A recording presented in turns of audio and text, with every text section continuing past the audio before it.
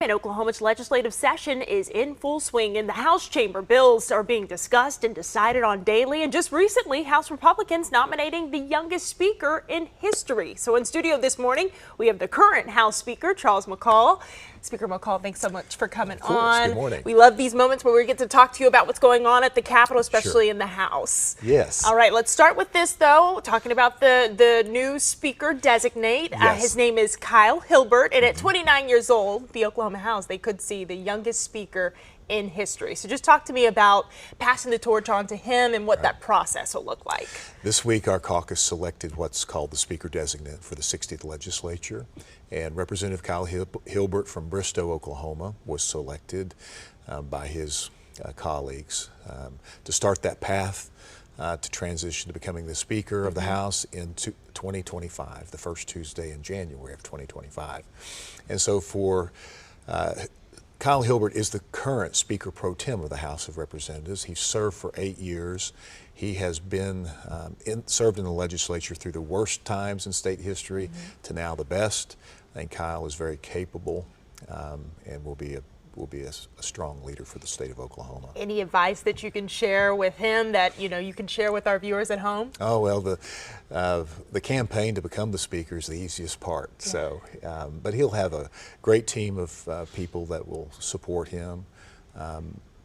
Even those, he'll be able to reach out to those who, when he runs into situations that he's not experienced, and there'll be a lot of people to help him, give him advice. But Kyle's a man of integrity, and I believe he has the people of the state of Oklahoma at heart and all that he does. He's taken on big issues, and he'll be a strong leader. All right, so last month the governor signed a bill that eliminates the grocery tax here in Oklahoma. Yes. The Oklahomans will start feeling the impact here in the summer, but I just want to get your thoughts on getting that bill passed and now having it signed into law. Well, the House is excited about that, and we are appreciative of the governor signing that into law.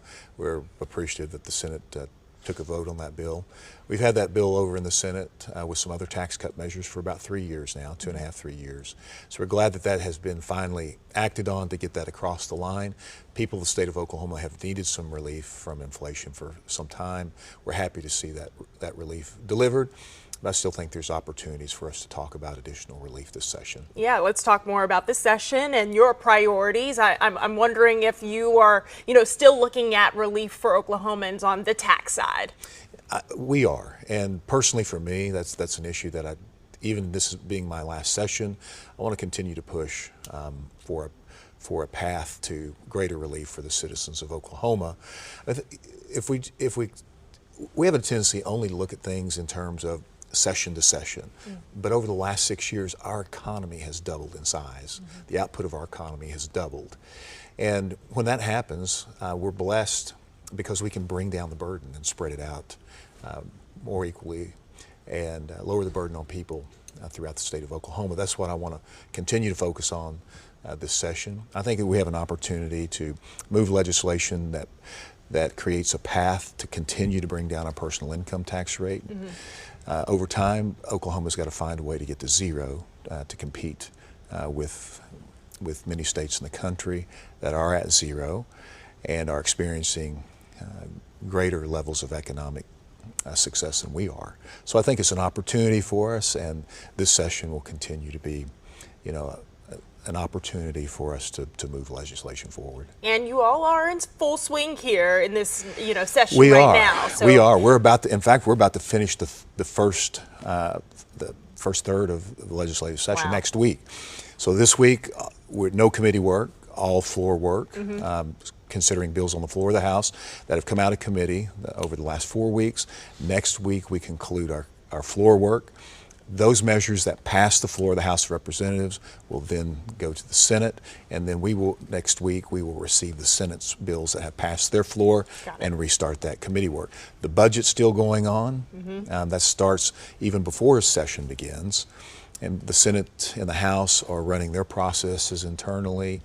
We're in communication with the governor. The governor has provided his budget proposals to both legislative chambers at the State of the State address earlier. And I do want to ask about one of the bills that will be on the House floor. It's one that looks to ban cell phone use inside of schools for students. What are your thoughts on that bill? Well, overall and in general, I think we need to, we want to see educational outcomes increase in the state of Oklahoma. We want to see our kids equipped to be successful in life. So I think there is discussion around anything that can cause a distraction for students, hinder a teacher's ability to teach in the classroom. So I think it's a viable topic to discuss.